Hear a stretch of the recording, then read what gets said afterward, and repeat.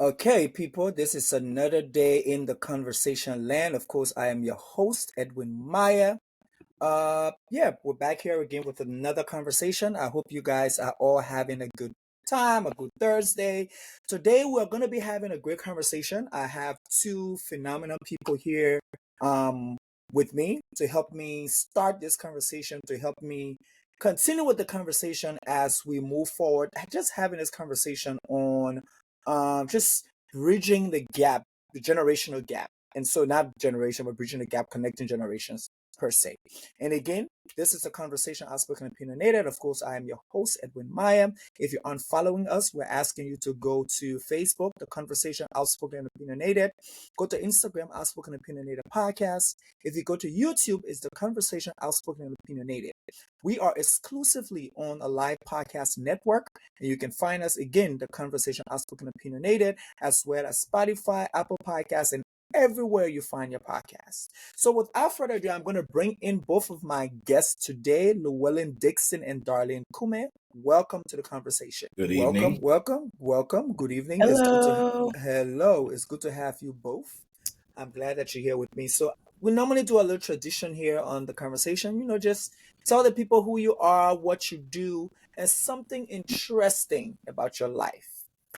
And Darlene, you can start. Hello, everybody.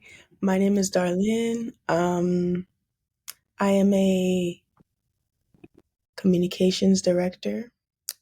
I'm also going to be a grad student this fall at UMD. And something interesting about myself is that, I'm going to 3 countries this year, 3 different countries. Good. Okay, Mr. Llewellyn. There you go. Mm-hmm. Good afternoon or good evening, everybody. My name is Llewellyn Dixon. I am the executive director of a nonprofit here in the Baltimore area. I'm also a minister, and I am very excited to be here joining this podcast and having this conversation. Something interesting about myself. I do speak enough Spanish to get by. I was in Mexico, and my Spanish speaking skills were put to the test when a friend of mine was hospitalized, and I had to be the mediator between him and the medical team. We made it out alive, so I'm good to go. I feel pretty confident in my Spanish skills. Okay, well, that's good. I like that. You're really confident in yourself speaking Spanish.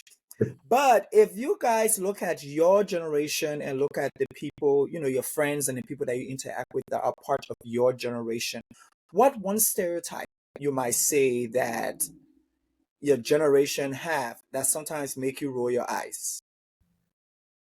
A stereotype about your generation that makes you roll your eyes when people say it. I can go. Go ahead. So for me, I am Gen Z. I'm just putting my age out there. One stereotype that annoys me or makes me roll my eyes is when like the other generations say that my generation is super sensitive or like we're lazy or we don't want to work hard. Should I explain why? I just feel like it's not about laziness or like sensitivity. I think we're just self-aware and we're more vocal about like the the discrepancies we see in the culture. Like, why do we have to work at a job that we don't like to get money if we could try to get money doing something we love? And it might take longer, so it might make us look like we're not willing to put in the work that like other generations put in.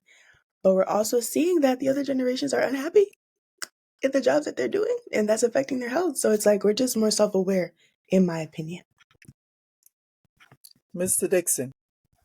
I would say that the stereotype I guess that makes me roll my eyes the most is that we're entitled. I've been told that we're entitled. The stereotypes that I think that we put on ourselves, I think we do fit. I think we are the ones that we put on ourselves, and I think we do fit. We are definitely tired, and the world didn't give us the things that it promised, which is why I think people think that we're entitled because we did what they told us to do growing up. I have 2 fancy degrees from 2 fancy schools. I'm working on my third, and all the things. And technically, based on the standards that we were given back when we were in school, I should be doing very well for myself right now. But it wasn't. The promise didn't deliver quite as well. So, yeah, they say we're entitled, but it's because they gave us the expectation to feel like if we worked for something, we would get it, and it just didn't happen. Okay, I like that. Well, I'm a millennial. And for some reason, I've heard, and that really makes me roll my eyes when people say we're lazy and uninspired. And I'm like, what? What? Who says that? Like, what makes us lazy? We work hard. We are the people who do stay in the jobs. We gotta be there. We put our own timeline, 5 years, and we stick on it. We're not worrying about we don't worry about the income. We worry about the benefits that come with the job. That's where really our concerns are. We want a good 401k. We want a great pension. We want some good vacation time so we can travel and relax. Like that's that's my generation. We are great at compartmentalizing things. So we know how to put everything in a box and structure everything. So when people say we're lazy, I'm like, lazy? When did we become lazy? And I think it's also because we fall in line with we've come after some really strong people in that generation before us. And so that's why I feel it's like they look at us as lazy because they were strong and they're working and they're struggling and doing things. I'm like, why you guys struggle? Mm-hmm. Like, also, why? Mm-hmm. I agree with you on that. I think we care about what we care about, and what we don't care about, we don't care about. I don't care. Like, I don't care. And we're very, very, because I don't know about, like, I know for me, especially, I'm very clear on what I care about, very nonchalant about what I don't care about. And it's very hot and cold and night and day. And it's also one of those things where it's like, if I don't like you, I ain't gonna worry about you. It's just period. That's my generation. It's like but I would say the Darlene generation, they will finesse. They want everybody to like them. They're just, oh my God, we don't care. I don't like you. I ain't talking to you. I ain't gonna need to have a conversation with you. I see you. I keep it moving. You be just fine. And so I think for me, that's the misconception I have for your generation, Darlene. I think it's because you guys want this love. It's like you guys want everybody to like you, and you want everybody to it's like you want this happy go arena. And that's why I feel like you guys, say, oh no, why should I work at that job? They're disturbing my mental peace. You gotta pay bills. You got bills to pay, okay? Work on your mental peace. You know what I'm saying? Like, work on your mental peace, okay? Go back to work and get that money. You got bills to pay. That's what that's the part. That's my only issue that I have with that generation. That, oh, I don't like the way they're looking at me. I don't like the way that people talk to me. They're not nice to me, so I'm leaving. Where are you going? Where? Where are you going? Where are you going? You have bills to pay. I have my thoughts too when I realize there's 2 millennials and only 1 Gen Z, so I don't want to get. So we'll take time with her. We'll take time. Yeah, take time with me. Okay. One thing I will say from my generation is that there's always going to be another job. That's our perspective. There's always going to be another job. Somebody else is going to hire us. Who told you that? I love that for them. I really love that for them. But they're people leaving their job, somebody hiring them.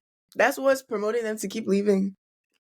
You see the rationale around that? Okay.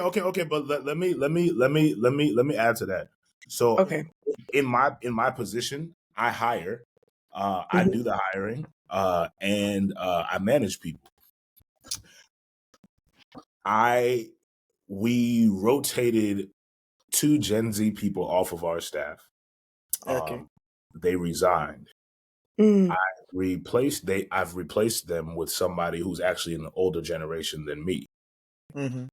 2 people. One person is doing the job of 2 Gen Zs, and I don't need it right now. So that you sure And the jobs will always be there? let me know. As long as we're, I But feel I like, like that. I think I like the fact that they have this conception in their head. It's like, there will always be another job for me, so I'm out of here. Like That's we faith. find jobs before we leave another job. That's faith. That's good faith. Y'all it's walking by almost paid. not by sight. Y'all Yeah. are also terrified to get canceled, and I love it. Oh yeah. Y'all are That is the terrified. love part about it. Me, That's me, why I feel it's like I cancel me, cancel me. please. Please cancel me. Begging to be canceled. I purposely do stuff so I can get canceled. They I'm just like, won't do it. first of all, your opinions about me is none of my business. So when you cancel me, what are you gonna do to me? That's not gonna stop me from eating. That's not gonna stop me from doing the things I want to do. So I really, but since we're talking about canceling, I think this would be a good way for us to go into the whole technology thing. Okay. So how has technology connected or divided your generation? And I will go with Llewellyn, and I will go with you to start. So let me just, my disclaimer is I don't like technology. I'm terrible with technology. Me and technology are not Okay. friends. Technology has Uh-huh. been terrible to me. It is the worst friend I've ever had in my life. Why? Because when it works for me, it's great. It's a wonderful experience. But then the small, like for example, what just happened with the microphone, Yeah. I don't know what I pressed, and when it matters the most, when it matters the most, technology is like, nah, bro, we not friends. I'm gonna embarrass you out here. So no, me and technology are not friends. But Hmm. I see the value in it. I definitely see the value Mhm. in it. I use it all the time for my own podcast, and we use AI for stuff like that. I'm nowhere near as involved with using AI and the technologies as other people are, but I see the Mm. value in it. But also, I think what millennials, we are we're the generation who, like, we saw life before technology Yeah. and after. And so, EJ, I don't know about you, but when like, you remember when touchscreens first came out, and they barely worked, and you had to like press hard to make the thing work, and even with voice text, it was like you're saying something, but it's not really picking up what you're saying, and it's just And you suffering. shouldn't have a Liberian accent. You're done. So my level of trust in technology was just, it started off low because I'm like, nah, I was here from the beginning. I know it takes a moment to get the kinks out, but Hmm. I do understand it does work sometimes. I just will never be in a place where I rely on it to do a lot of stuff. I purposely still write my notes by hand for stuff. I have a notepad I keep by me on my desk. Me too. When I'm preaching or doing public speaking, I don't scroll on a fancy iPad. I print my workout, and I have it sitting right in front of me with a pen and a paper.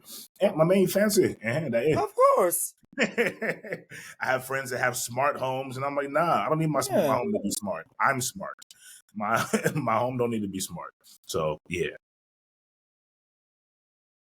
Okay, darling. So has technology divided or brought your generation together? Um, like in comparison to the other generations or just my generation? Just look at your generation. What do you think technology Like, has done to you guys? I feel like for us, it allowed us to build community Hmm. and like even like our own identity because growing up, I was only ever around outside of school. I was only ever around other African children and like not to say there was anything wrong with that. Like I'm really connected to my culture and like all of my friends are African now. But being on social media and having access to the internet made me realize that there are other cultures in the world that are cool. And I was able to take from like what they valued, whether it was like expression or like communication or like reading books, like things like that. I think I learned a lot of ways to be myself from seeing other people be themselves. And I think the internet gave my generation that ability. Hmm. But I think it also divides us because I think it pushes the dynamic of like individualism. And so, social media like Instagram, TikTok, whatever, there's a lot of curation for, your own individual niche or perspective. And so there's a lot of like, find your niche, and not enough like collaboration between the niches. So if you're this, you're this. And if you're that, you're that. And I think social media or the internet has the potential to connect us, but it also divides us by the same way that it could connect us. And also, I do want to say I 100% agree with you, darling. I realized I was rambling. I didn't quite answer the question completely, but how we unified. I think for our generation as millennials, it gave us a different perspective and realized the term that we say on social media, we all had the same life. We all were living the same life and didn't know it. And I think that allowed us to see how similar we really are as people, and break down a lot of those barriers between cultures and things like that. It gives us a different kind of perspective. Like, yo, we think like this because this is how we were raised. We did this, so it gives us an opportunity to even reflect on the things that we saw and did when we were younger, to see how we can how it impacted our generation, and see how we can move forward for future generations, and then how it divides us. Darling, you said something that kind of sparked this thought to me. It divides us because, especially for, I'm going to speak. Oh wow, why can't I talk? Specifically for social media, but I think social media is a place where, for example, even this conversation, if you only spend your time on social media or in technology, you will spend your life believing that Gen Zs are the laziest, most entitled, confused, all over the place, save the world group of people you will ever meet in your life. And you will just believe that there's nothing really to them. And that's just what based on what the algorithm is trying to tell you. But if you get to actually go out into technology, or not into the world, and you meet people, you will see that that's literally not the case. It's just a matter of what you are seeing and feeding yourself on social media.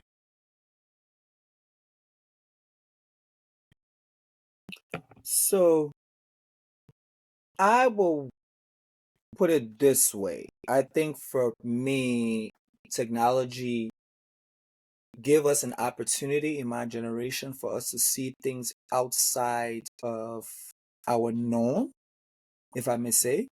I think us growing up, for us who grew up with the rotary phone, the pay phone, yeah, like you call your friend and say, you know that we're gonna meet at the mall at 12 o'clock. We're gonna meet at the Shell gas station on Georgia Avenue, and then we'll walk down to Wheaton Mall. Like, I'm giving you like real scenario. Yeah. Take the LA from Belpre Road, go to Georgia, then get on a 32 that's gonna take you all the way downtown to Silver Spring. Like, that was us. Then this world comes where it's a cell phone where you can call the person and say, hey, where you at? Okay, I'm this place, I'm that place. We know all the people where will say, no, let's meet this time. And when you call them, they're still in the house and they say, I'm on my way, I'm driving. So all that, it brought us, I don't think it divided us, nor it connected us. It just gave us a different perspective of our life. It opened our mind. It gave us an opportunity for us to also be, independent. I think a lot of us, after the technology wave that came, we became independent. I think a lot of us were able to find ways to, like, okay, yeah, I'm grown now. I'm on Facebook. I'm grown. When we have Facebook, you had to have a college email. Did y'all have to go through that? No, I was the first. Like, I got on Facebook just after they lifted that ban. So, darling, everybody, the only way you could get on Facebook, you had to have a college email address.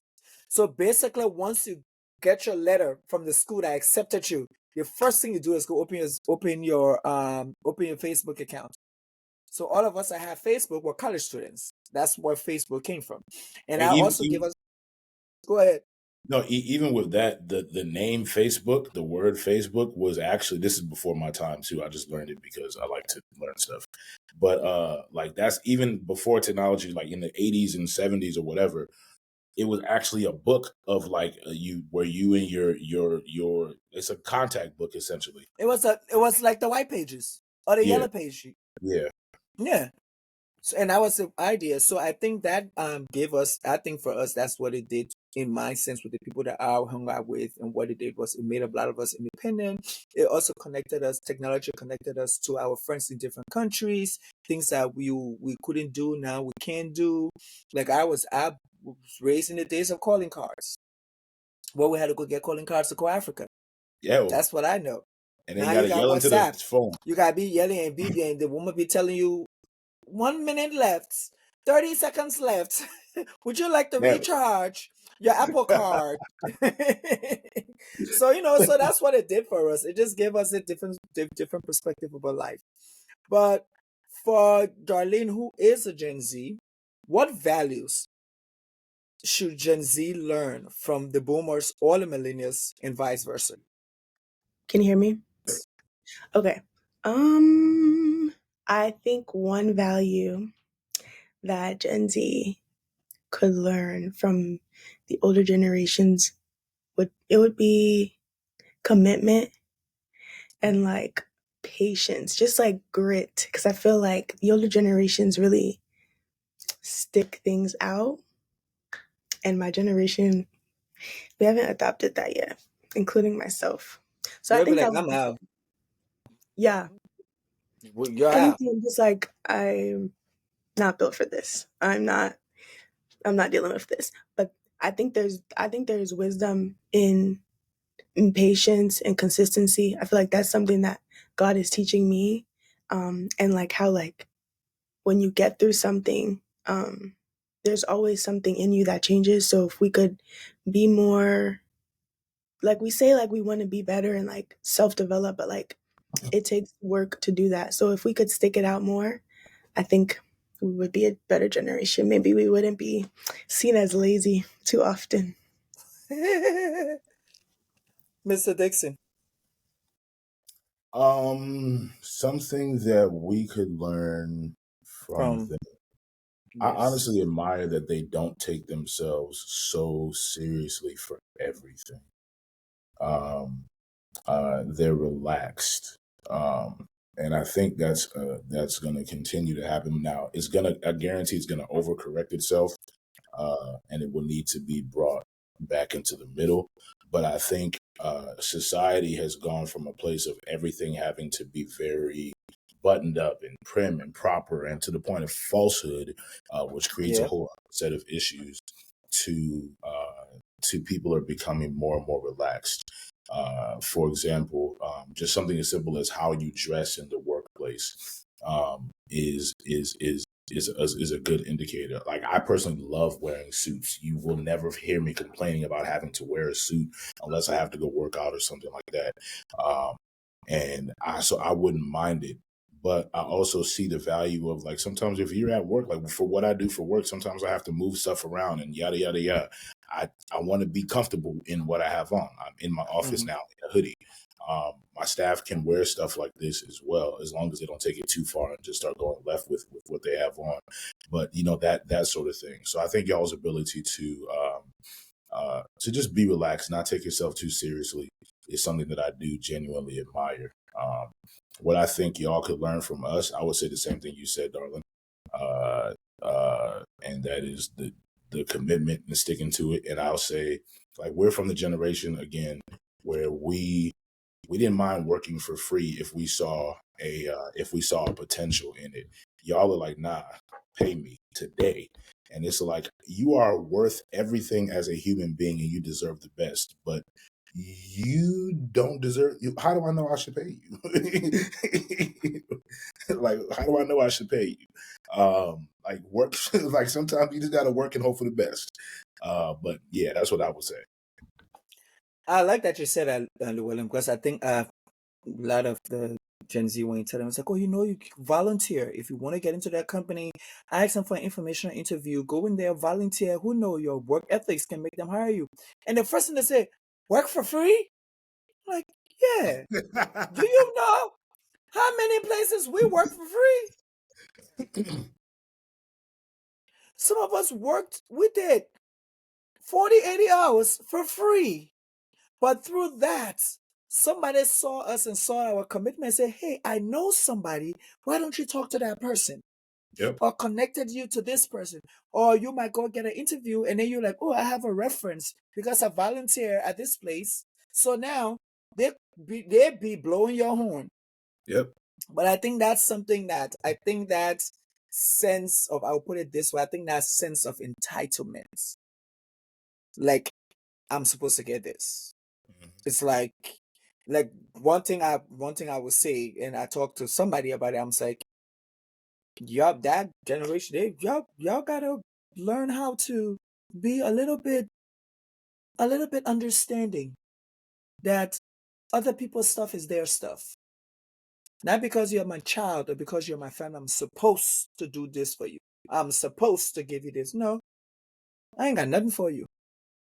So I think and then I would say for the boomers and the millennials like us, we have to learn how to chill and understand that our kids or the people younger than us, they think a different way. Their thought process is different. We cannot make them to be like us. So we have to learn that relaxation attitude that the younger generation have. And I think it goes down to the younger ones because like my son, he thinks everything is free. Or he think people just gave him stuff. He's like, oh, free, sir.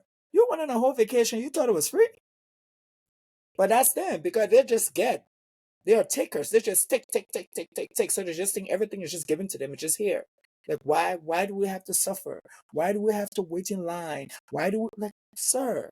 Well, I will say this: Llewellyn does not wait in Uh, lines. what does that mean? uh, if I'm hungry Mm-hmm. and I go to so for example, when I was living in Atlanta, it took me forever to finally go eat slutty vegan, simply because every time I drove by, The there line was too a long. line. Yeah, I don't do I Chick-fil-A. the last time well, not last time. One time I went to go vote. I drove by line. I said I'll come back in the morning when there's no line. If I'm hungry, I will be hungry before I Uh-uh. stand in the line. So my thing is I was staying in the line. Like I don't have been in the line. I think for me is if I'm in the line and it's just ridiculous, then I'm out. Like I don't do Chick-fil-A. Like I have to, me personally, like Matthias will want Chick-fil-A, then I do it. But for me to go get in my car and go stand in that long line just to get a chicken sandwich, no, I'm not doing that. No. There's better uses of my time. I'll stand Yeah, I in can't do line that. if I can But I was multitask. standing in line. I was standing in line for other things that I consider to be is that deep. But yeah, It has to be deep. Like yeah, it had to be it that has deep. to Like be. I don't think The, everybody can give me a chicken sandwich. I don't think I need to go. Like I don't know what. Like I think I'm like, yeah, you're good. I'm happy for you. I'm glad that you guys love that. You will go stand on that long line for Chick-fil-A and the other places that the line is just long. I'm the reservation guy. I'm the one I go to concert and find the seats. I'm not standing up. Don't step on VIP me. Yeah, that's me. only. And that's Oh, our generation. I feel like I work hard and I should exactly, enjoy what I work for. So exactly. I'm every not concert saying I go to, no, I'm not don't standing up like don't invite me no. if we don't have VIP tickets. Don't invite me Or if we're don't invite me if we're not sitting down and there is no food. so even when I travel, I have TSA pre-check and clear. I'm not So standing I don't in line. have so I And if don't you have that travel because with I me go and you don't, early. yeah, if you travel and you don't have it, you're getting left. I'm Yeah, I standing. don't have that. I don't have pre-TS. I don't have all that stuff because I'm early. Like I'm the person that go to the airport 3 hours in advance. Yeah, I, that's me. if my flight boards at 7 o'clock and they say the doors Uh-huh. close at 7:30, I'm Uh-huh. walking up to the gate while my zone is boarding. Oh no, that's my anxiety would be too high. I I'll can probably get to the airport at 6:15. no. My vacation, let me tell you, this is why I do that. My vacation starts on my way to the airport. So I'm messing my vacation up. That's when my vacation start. So that's why I go early. I have the VIP card so I can go into the lounge. I get me a drink. I chill. I go over my phone. I scroll. Like I want to be relaxed. Check my. There one time where I was going, I thought I was going to Spain. I got so early to the airport. They said I can't even check my bags in. That I think it was like 4 hours early. The lady was like, "Sir, the check-in ain't even started." I said, "Well, I gotta go. So what we're gonna do? You gonna take my bags or not?" And she took my bags. And so I get back. I went upstairs to the lounge and I chilled until it was time for me to go to my gate.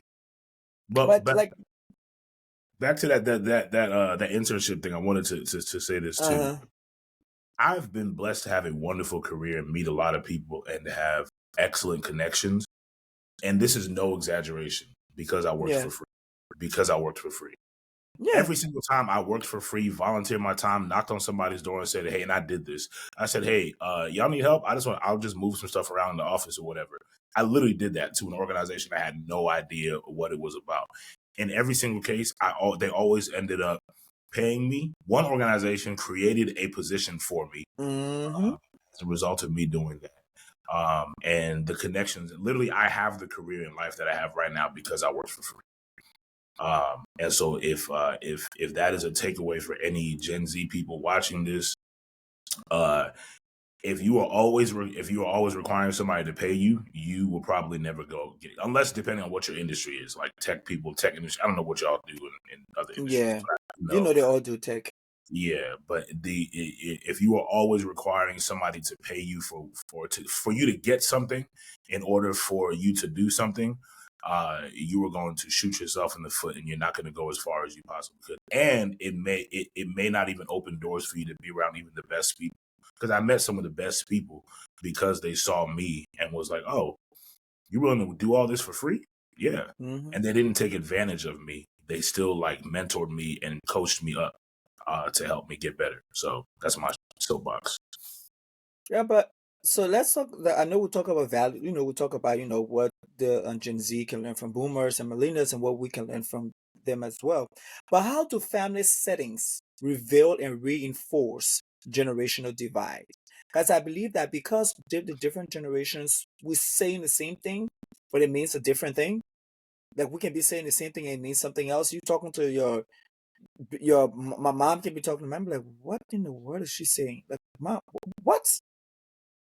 And I might say the same thing to somebody and be like, but what are you saying too? So how that family setting of the different generations, I think that brings a lot of conflict with parents and the kids and the siblings who are far apart in generation too. I see people where I know people who they're 18, they're and the siblings are like 18, 19 years apart. So it's a lot be happening.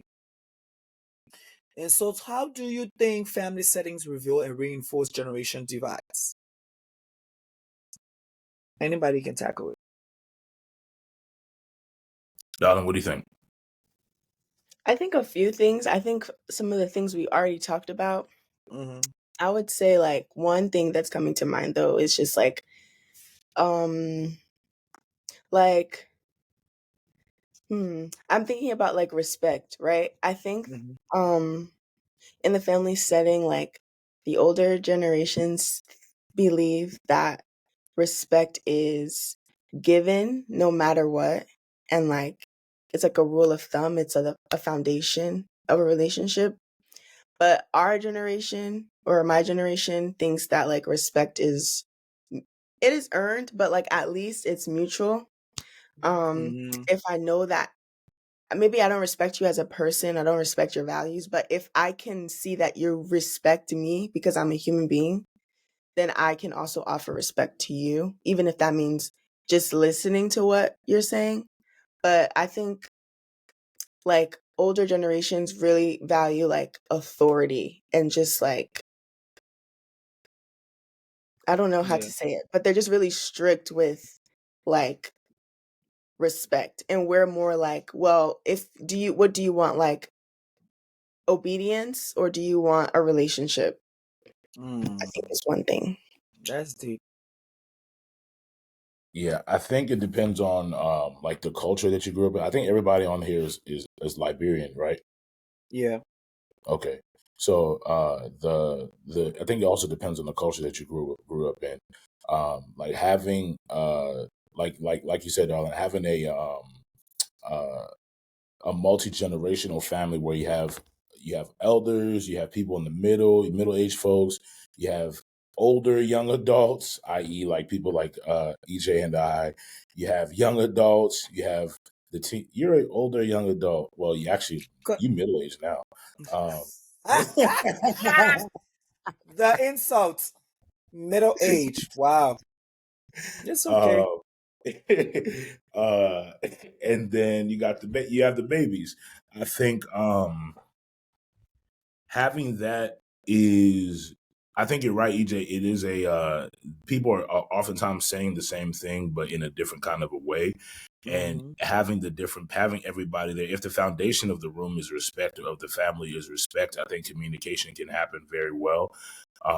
And it can be a thing of no, he didn't mean that, or this is what's being said, or how it's coming across. And then it takes somebody in the group, doesn't necessarily have to be an older person, but somebody in the group who's wise to be able to point out the miscommunication between what is happening. For example, I have a very large family, very, very large. And I think we communicate pretty well because the foundation of our family is respect and for one another. And it's not, yes, there's definitely respect just because they are your elders. We are, after all, an African family.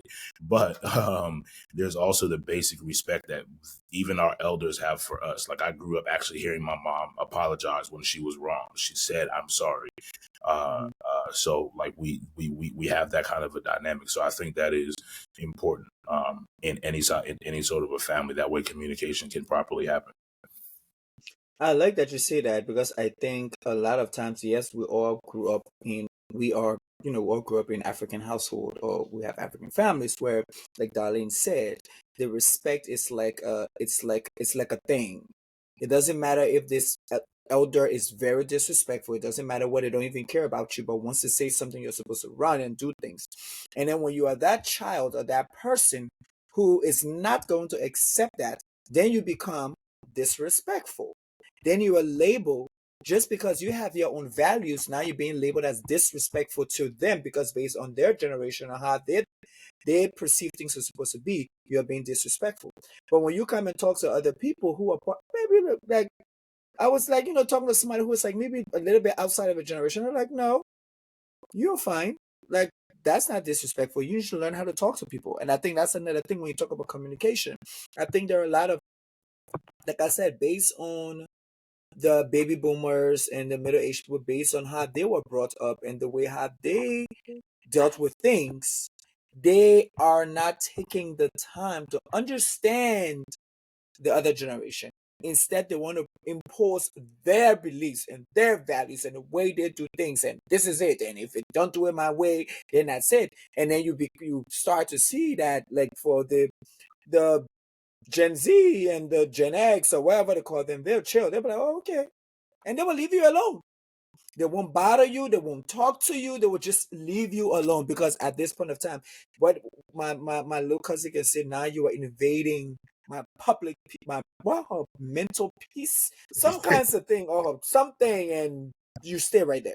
Yeah. And so I think that's that whole thing. But that generation divide, communication, like you talk about, Lou, understanding how this other person operates. And I like the fact that Darlene said that, and I believe in that too. Respect is not given, it's earned. I don't give respect. I don't care who you are. I don't care how many gray hair you have on your head, how many summer, winter, fall you don't see. If you don't respect me as a human being, I'm good on you. Mm-hmm. And I've done that to older men. I've done that to people who are way older than me. And they will Yep. say, "Oh, that boy is so rude." No. Why do you think that you can just talk to me anyhow and it's okay? That thing, it baffles me. I'm like, so you can just talk to me, yell at me, do what you want to do. But if I say, calmly, I really appreciate if you don't speak to me that way, that I didn't want to kill Jesus. Like, what are we doing? So yeah, I think that tension that exists in movements, if we can just talk about a different tension, I know we're talking about it now, but what do you think are some of those tensions that exist in these different, in the collaboration or the coming together of these different generation? Why are there tensions? Darling, you want to go? I can go. I think just speaking on the whole respect thing, I think it's about values, right? Like, I think the old generations have like they value their sense of peace and security and like just things being kept well and like put together and just orderly and just not out of the box, like things that make them uncomfortable or just going too far. And like obviously I think the younger generation, I think it's like a young person thing generally, um to just do what we feel, like we're more expressive. So we just value different things. Like I think there's more of a tendency, like in the, at least in my generation, to value like uh authenticity, whereas Mm-hmm.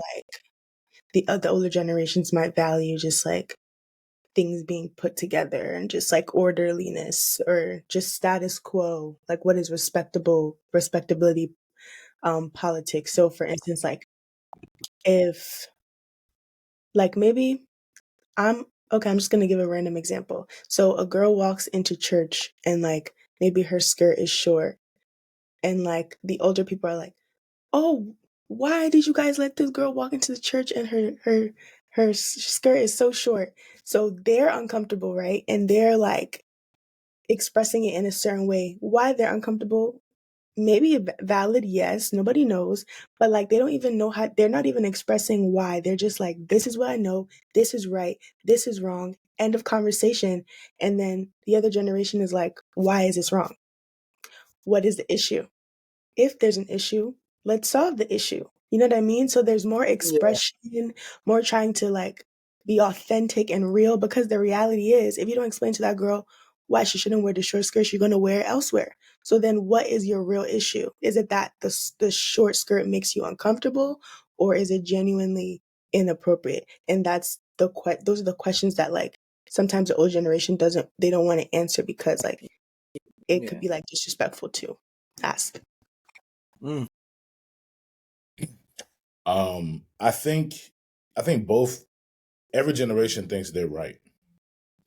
Everybody thinks they're right, and everybody is both right and wrong. But Yeah. everybody thinks they're right, and that's the default. So the older people think, and I didn't realize this until I started to having really interacting with like younger people. Like my little brother is 18. I'm around him and his friends. I have friends who are like my little cousins who I'm close with are under 25. Then my own generation, and then of course I have my experiences with like the boomers and whoever else is right above us. Is that Gen X? Yes. Gen Um, X. Everybody thinks they're right. The older folks believe that we we did it. I like who I am. I like how we turned out. So clearly, the way that we did things worked, and that's how Works. Yeah. everybody else should do it. The younger people are like, nah, y'all not as cool and dope as y'all think y'all are. Y'all are actually Yeah.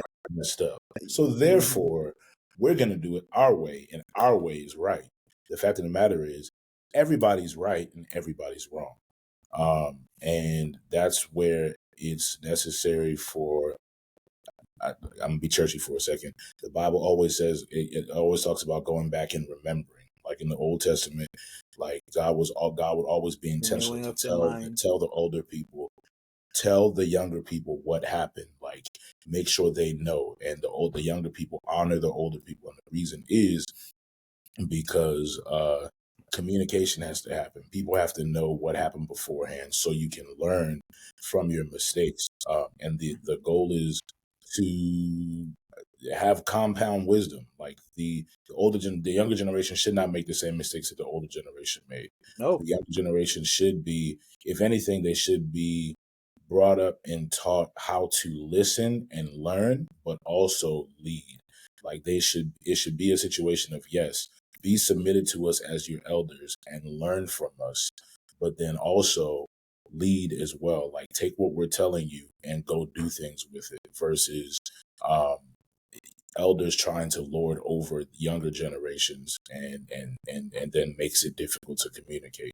So yeah, I think it's because everybody's wrong and everybody's right, but everybody only thinks that they're right and nobody thinks they're wrong. I like that you said that because I like both of your stances, and I was thinking about it, and also what came to my mind is every generation do think that their upbringing and what they did was right, but every generation are not comfortable enough to talk about the things that was wrong. I think we do it. I think we can be like, I think millennials, and I think after millennials, I think everybody else can be like, take accountability. Yeah. Okay, I mess up. Okay, let's move on. But and it's that thing. Okay, I mess up. Let's move on. For them, no. They are not confrontational. They don't want to talk about the issues. They don't want to talk about the problem, but they want to talk about, they say her skirt is short. So why is her skirt short? What is the problem? What does it do? What is the effect of her skirt being short in church? And funny thing, we've had that situation before, like real life situation where this girl came in with like fishnet stockings and was a whole mess.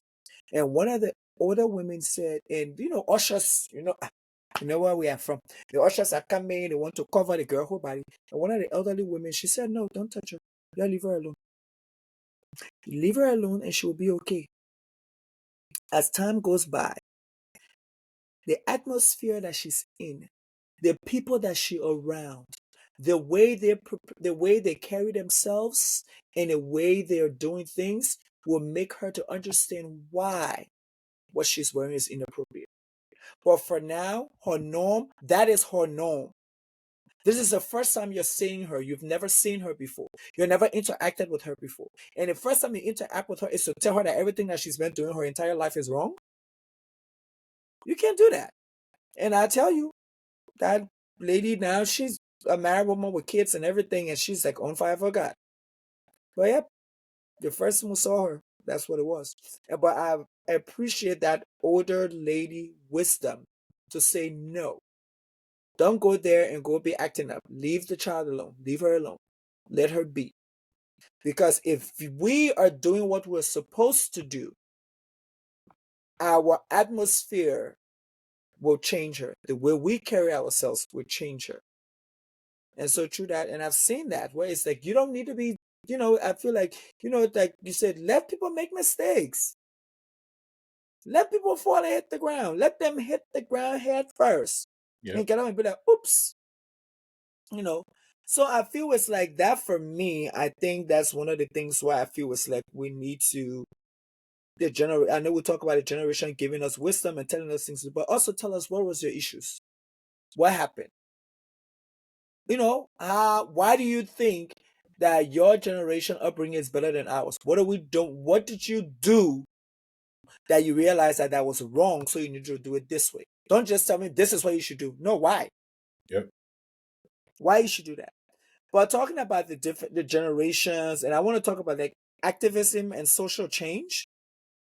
So when it comes to activism, how have approaches to activism and justice shifted across generation? And I'm gonna put it this way. I want to just start up with this thing. I think if you guys remember George Floyd, Black Lives Matter, and if you remember the generation that was out there for Black Lives Matter. So why do you think this shift has happened? Like when it comes to activism and justice across generation? And I'm going to start with you, Llewellyn. So why the shift of... Yeah, because we remember, if you look at like each generation, right? There is a certain group of people that are always part of activism, out there running the streets and doing stuff. Why does that happen? I'll say for me, I guess I kind of fall into that group of people because I'm very passionate about people and community activism, yada, yada, yada. But I think I grew up watching older people. I grew up watching older people, being around older people, hearing their stories. I grew up paying attention to what my elders were doing. And talking to them. Like literally, I was the one to, even now, I always go and sit with old people. If you are 80, if you are 75 and above, you're my friend. Yes, I want to come. I want to know. I want to know everything I possibly can, whether you're considered a quote unquote wise man, wise woman or not. Just the fact that you have age, you've seen things and experienced things that even if you yourself are not necessarily the wisest individual, I can learn something from you. And so I pay attention to that, and I think a lot of that. So that why you're saying why is the shift of because so let's look at it this way. If you look at the days of the Martin Luther Kings and the Malcolm X and all that kind of stuff, and then compare it to this generation with the Black Lives Matter and all that kind of stuff, it's always this group of teenagers and young adults. Yeah. Where are the older people? And I think so.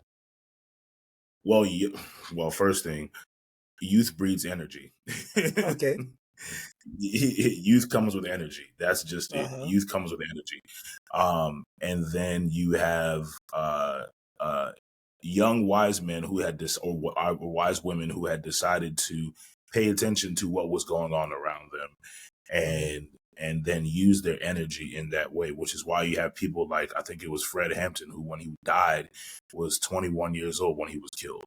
But his name rings through history and always will. A 21-year-old, me at 34, he's a child to me. That's little bro. But he's 21 years old making that level of an impact. And I think it's usually that group of people because they have the energy, they have the time, and they have the ideals that come along with it. And usually what I've come across, people who are like that as youth also get along really well with older people who are like that. Like young activists and old activists get along very well because older activists usually will see the younger activists and be like, bet, you can do everything that I wanted to do and still want to do because you have the energy and the time and everything else. Me, I still want to do it, but I'm tired. So I want to take a nap. Yep. And so I was Darlene, no, sorry, Darlene. Go ahead with your stance. Yeah. Or I was just gonna say, like, I think one difference, and so to answer the question, like, where are the older people, I think like older generations trust more in like the institution and like the government, like they're willing to like trust that it'll work out, maybe through individual change, like just learning to work the system, like they're okay with like long-term changes. And usually like in the older days when people were protesting, they were often protesting against like something specific, so like either like for the right to vote or maybe for like a law or something to get changed. But the younger generation, at least my generation, like when we're protesting, it's more so around the culture of things, not necessarily like laws. So like even things like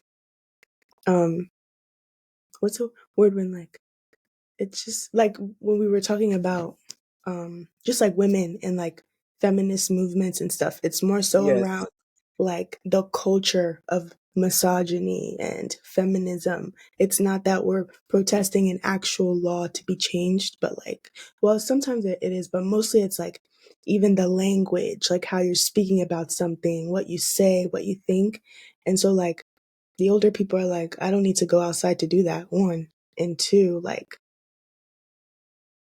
like what, I don't think they see like the value in it, whereas the younger folk are like trying to change the culture. So I think that's one way to answer the question. I think that's it. I think it's trying to change the culture. Yeah. I think the generation is real focused on the culture.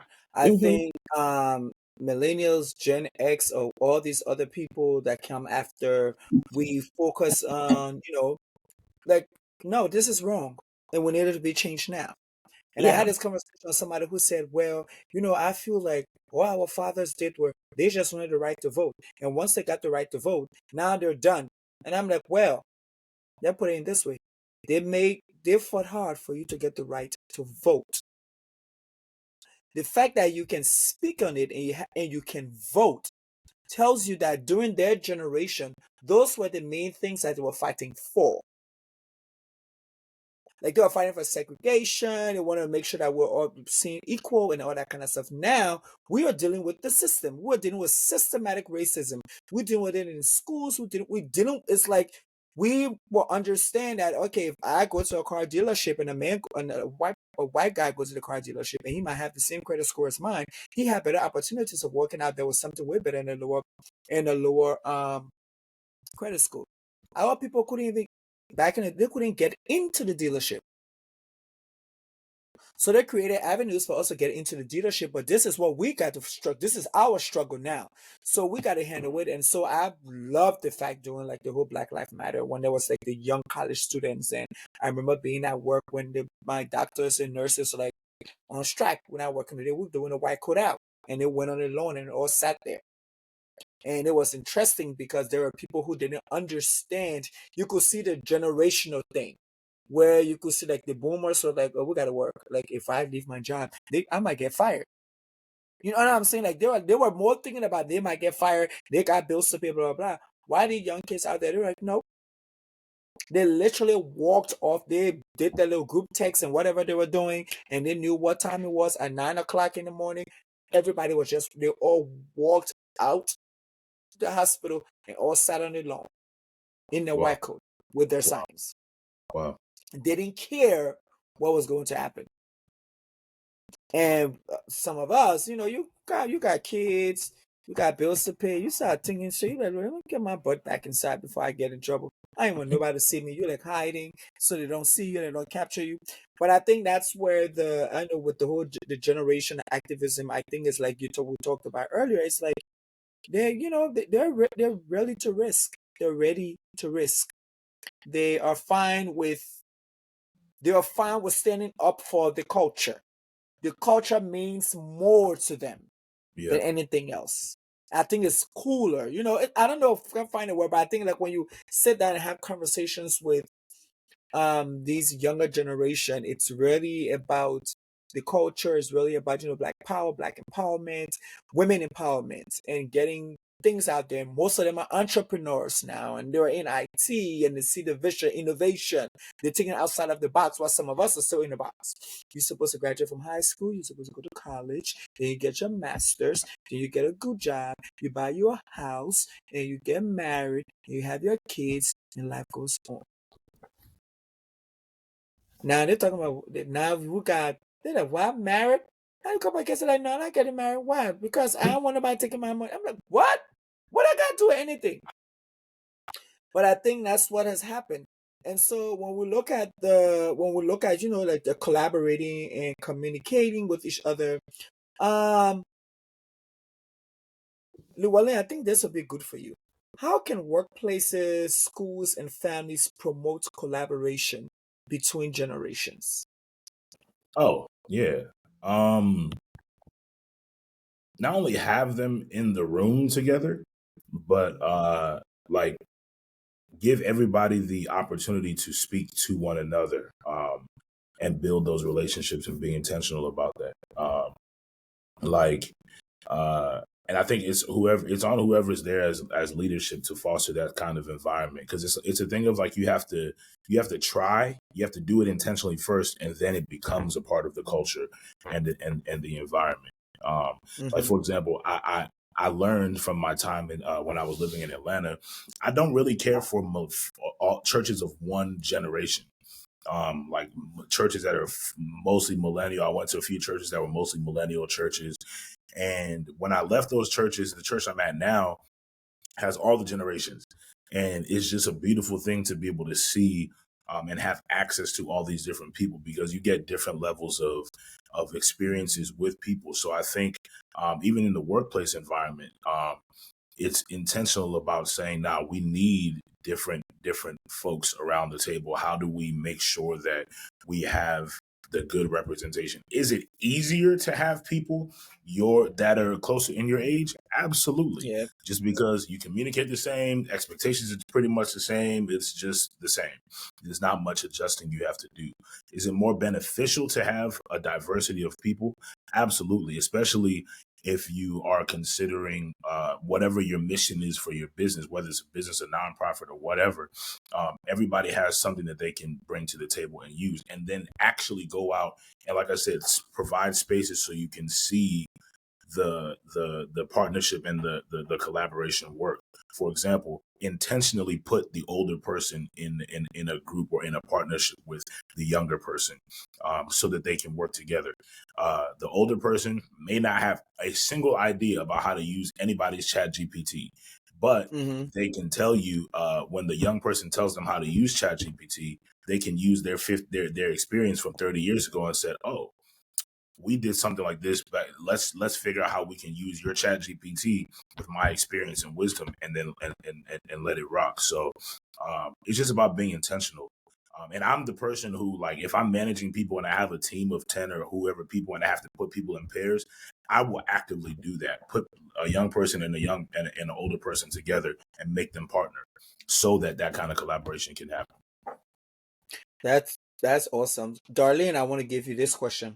What are practical strategies to improve understanding and teamwork across ages? I think practically, like, we should all just try to understand one another, like enter a conversation or like a plan, intervention, whatever, with like the willingness to understand and respect where people are.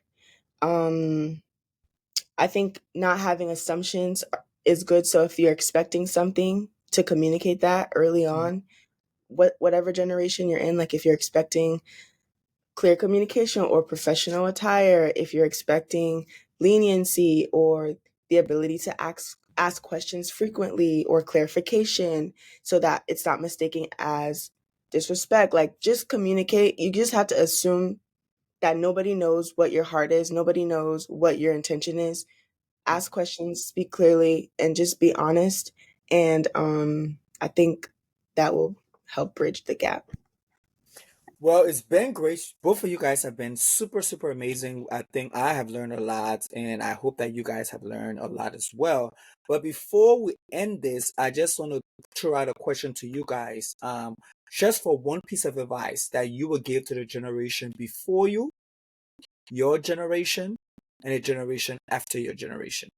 Just one piece of advice for those three generations: the generation before you, your generation, the generation after you. Mr. Dixon. Yeah, for I would say both sides listen. Okay. Be intentional to listen. If you're older, um, uh, don't just go in and just judge the younger generation. Listen to them, get to know them, see how they think, why they think the way that they think. If you're younger, and I think these are characteristics that every older generation has and every younger generation has.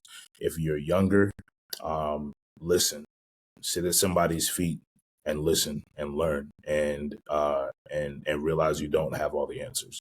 So yeah, that's what I would say. Make sure you take the time to listen. Darling. So to the generation after me, so the generation that's after me, I would say, like, ask questions to understand, and like be humble, like you're not right about everything. To my generation, I would say, like, it takes strength to endure. So like endure, but obviously like don't endure against like your convictions, like, but try to endure as much as you can. And then the generation that's before me, so the older generation, I would say try to listen more. Yeah, I would say listen more than you advise. And when you advise, like, go into detail, like explain why your perspectives are the way they are. Well, thank you both. I think this generational conversation was super, super important. I think it is one of these conversations that need to be had. I know the fact that there were 2-1, but Darlene was able to get her point across. And I'd say thank you guys both for just being here with us. And again, of course, this was the conversation. Outspoken Opinionated. I am the host, Edwin Maya. We had Llewellyn Dixon and Darlene Kuhlman here with us on this great Thursday evening. So we are kind of done. It's great. And so you guys know, I say thank you for being here with me, sharing space with me, sharing knowledge with me.